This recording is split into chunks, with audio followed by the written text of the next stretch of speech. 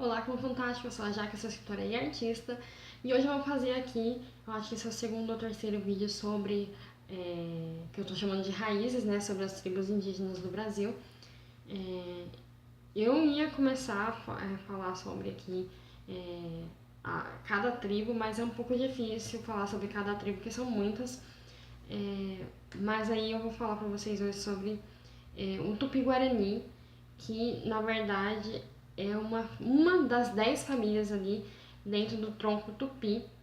São famílias linguísticas. As tribos elas são divididas hoje em famílias linguísticas, que é de acordo com a língua que elas usam para se comunicar dentro das tribos. Então, o Tupi-Guarani é uma das 10 famílias linguísticas e ele tem origem ali no Tupinambá. E é falada hoje nas tribos Guarani, Guarani Kaiowá e Guarani Yandevá e Guarani Mibiá, não sei como é que se fala, se pronuncia, é MBA. E, bom, essas são algumas das tribos que falam, que usam essa família linguística ali do Tupi-Guarani. Acho que o Tupi-Guarani é uma das mais conhecidas, se não mais conhecidas, as mais faladas ali, usadas como referência na literatura, na música, no cinema até. E dentro do repertório ali, do vocabulário brasileiro, que foi incorporado ali das línguas ali, da língua do Tupi-Guarani, a gente tem algumas palavras que são, por exemplo, mandioca, Curitiba, por exemplo, é uma palavra do Tupi-Guarani, Iguaçu também. E esses povos indígenas, eles são divididos ali entre nações. E nessas tribos que utilizam ali a linguagem Tupi-Guarani, eles são caracterizados ali como politeístas. Eles acreditam que existem vários deuses. Em alguns livros que eu li, que tiveram como referência aqui o Tupi-Guarani, eles mostram esses vários deuses como sendo o deus da floresta, o deus das águas. Tem essa questão dos deuses e da natureza que é muito presente. E ali eles cultuam esses vários deuses dentro ali dos rituais religiosos dessas tribos. E a pessoa ali que é responsável por, que seria ali, como no cristianismo seria um padre, um pastor, ele é chamado de xamã nas tribos. Aliás, ele é um xamã, caracterizado como a persona do xamã, e ele é chamado de pajé, ali no Tupi-Guarani. Os xamãs, eles são ali as personas religiosas, né, que, como eu falei, é um padre ou um pastor, dentro das culturas chamadas de... que não são... são as religiões dos povos mais ligados ali com o folclore.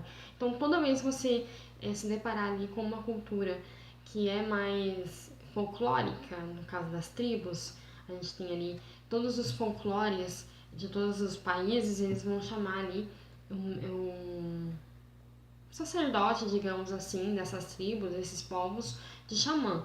E esse xamã, no Tupi-Guarani, é denominado pajé. E esse pajé ele é responsável ali pela conexão entre os seres vivos e os mortos e a natureza. Que aí tem os vivos, os mortos que acreditam-se que esteja ali num outro plano, que é para onde a gente vai, um mundo separado onde a gente vai depois que morre, e a natureza também como um ser vivo.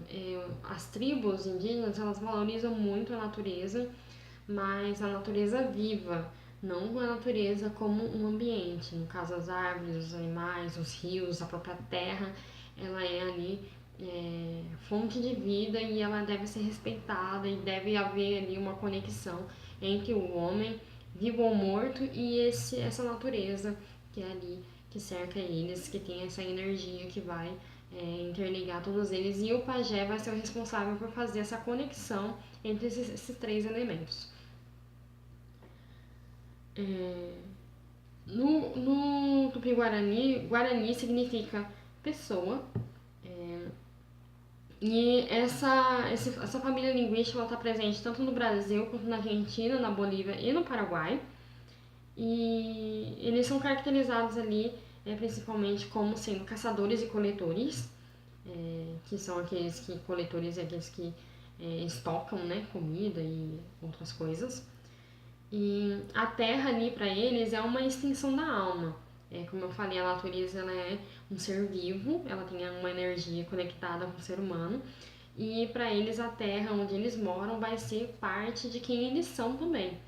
Por isso que existe esse respeito com a natureza, com o solo onde eles estão, o território onde eles estão, porque eles fazem parte daquele solo. As mulheres, né, dentro dessa cultura tupi-guarani, ocupam ali uma posição social de destaque, que é uma coisa que eu vi lá no, que eu li no livro lá do, eu acho que é Reginaldo que ele chama, se chama o Brasil antes de Cabral, 1499, o Brasil antes de Cabral, que é um livro que eu fiz resenha aqui no canal. E ele é um historiador, um arqueólogo, pesquisador, e ele falou exatamente isso, que quando os portugueses chegaram aqui, eles encontraram uma sociedade que já era organizada, não era um bando de selvagens acéfalos, eles eram os indígenas que estavam aqui, os primeiros brasileiros, eram uma sociedade muito bem organizada, só que diferente do que acontecia na Europa daquela época, onde os homens e o machismo era uma coisa muito presente, no território indígena, tanto no Brasil quanto aqui nesses países aqui da Argentina, Paraguai, as mulheres eram chefes ali desses grupos. Não chefes, mas eram uma figura de liderança. Elas ocupavam ali uma posição interessante ali naquela sociedade. Então não eram aquelas figuras de mulheres que estão ali para servir seus maridos, cuidar dos filhos e preparar comida e, sei lá, varrer o terreiro. Eram mulheres, eram personas participativas que tinham ali uma função social que acabou sendo ali distorcida, esquecida e até deixada de lado depois da conquista ali dos portugueses.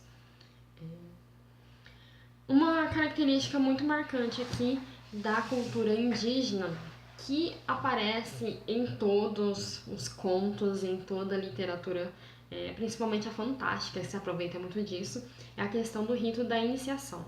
Eu falei um pouco disso quando eu fiz o vídeo aqui do Raízes, né, do Conto Fantástico, que o autor ele fala muito disso lá no livro dele, e é uma característica aqui da cultura do Tupi-Guarani também. No livro ele fala da cultura russa, principalmente, porque ele é um autor russo e usou o folclore da Rússia para explicar isso, mas é uma coisa que acontece exatamente da mesma forma no Tupi-Guarani.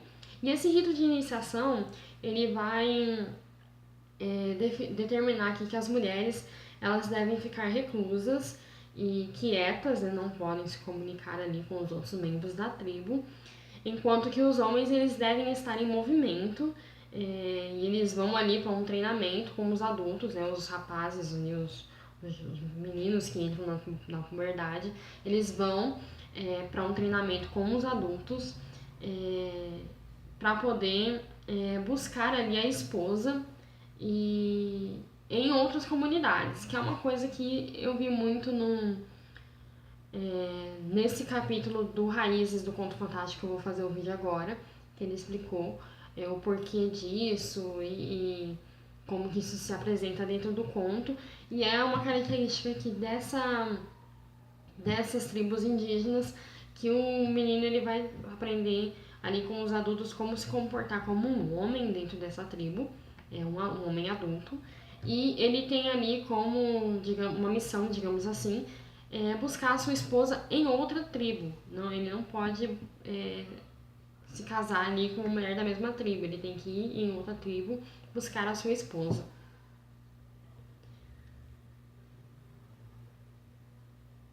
Durante esse rito de iniciação, tanto os meninos quanto as meninas, eles têm ali uma dieta restrita. E essa dieta ela tem o intuito ali de colar a alma no corpo. É muito característico dessas crenças. Quando eu li o livro Jeguacá, acho que é assim que fala, tem resenha aqui também no canal desse livro. Esse rito de passagem ele foi muito bem representado, apesar de ser um romance fantástico, né?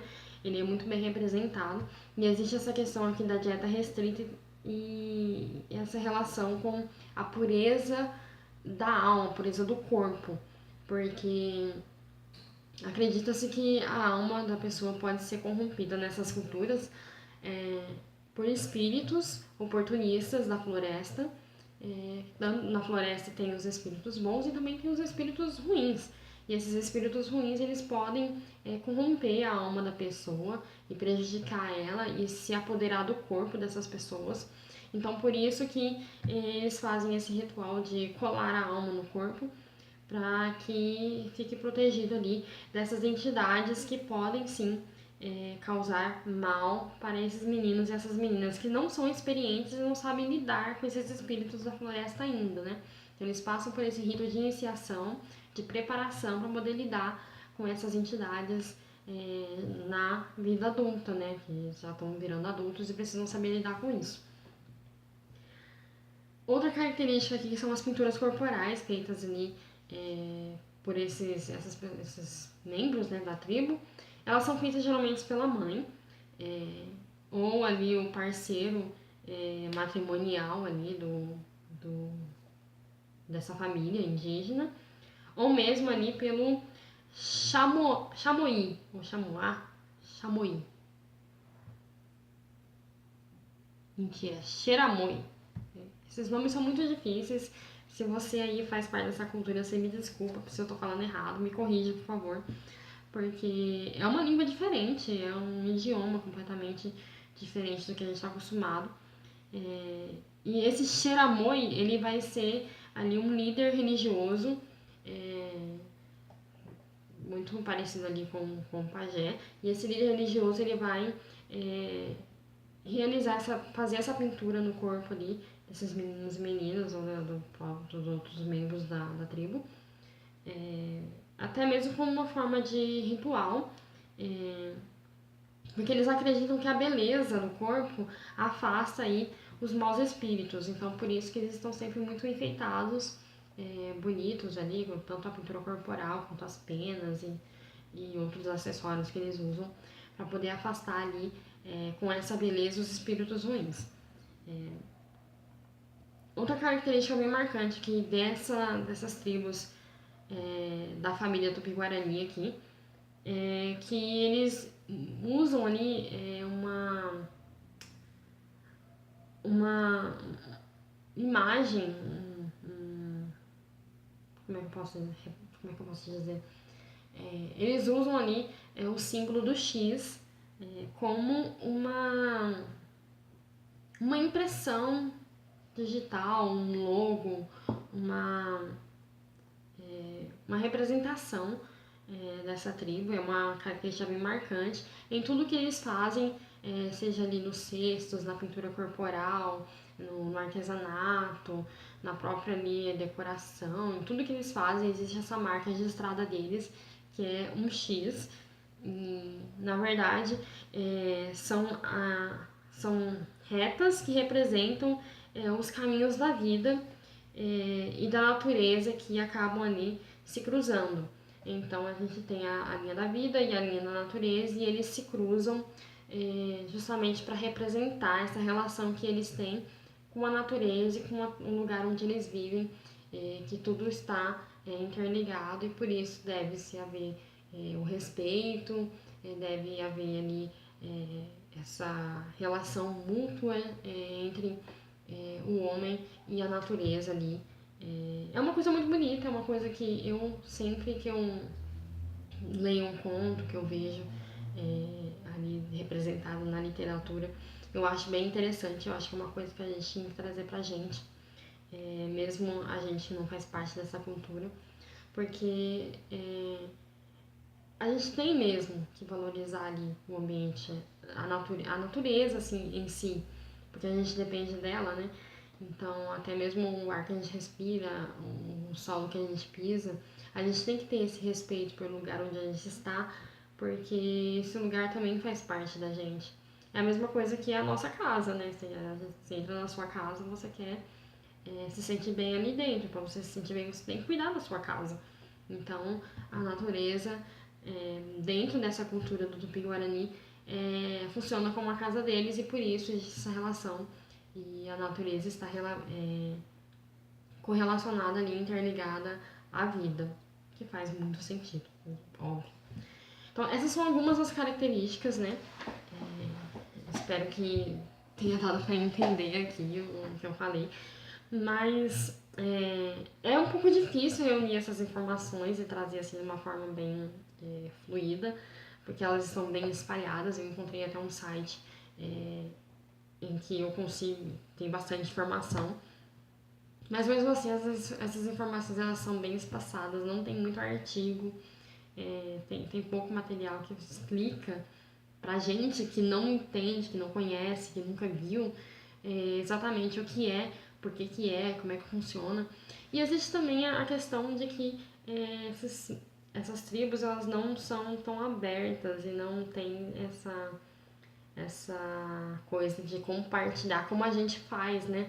Essa questão de compartilhar ali o conhecimento que eles têm da natureza, o conhecimento que eles têm dentro das tribos deles, até por uma questão de proteção deles mesmos e uma questão de preservar ali alguns ritos que nem toda a informação, nem todo ritual, nem todo símbolo que eles usam para ser compartilhado. A maioria é uma forma de comunicação entre eles e uma forma de vivenciar a natureza e essa vivência deles, que é uma coisa mais interna, uma coisa mais restrita e um pouco misteriosa até pra gente que não entende, e por isso que é tão bonito. Então eu espero que vocês tenham gostado desse vídeo, espero que tenha dado para entender aqui um pouquinho dessa cultura, que é muito do que aparece aqui dentro dos contos fantásticos. Eu tô tentando trazer aqui as informações que têm relação aqui com a literatura fantástica, porque esse é o objetivo do canal. Então, se vocês estiverem gostando, me fala aqui nos comentários se vocês quiserem um outro formato, se vocês quiserem outras informações também. Ou se você conhece aí um pouco dessas culturas indígenas que agregam aqui pro nosso universo fantástico, deixa aí nos comentários a recomendação, que eu vou gostar bastante de saber. E deixa seu joinha pra saber que você passou por aqui. Se não esquece de se inscrever no canal, porque isso me ajuda bastante, tanto o seu joinha quanto a sua inscrição. E ativa o sininho também para saber quando tiver vídeo novo. Aqui na descrição tá os links das minhas redes sociais e da minha caixa postal se você quiser divulgar alguma coisa aqui no meu canal. Então, até o próximo vídeo.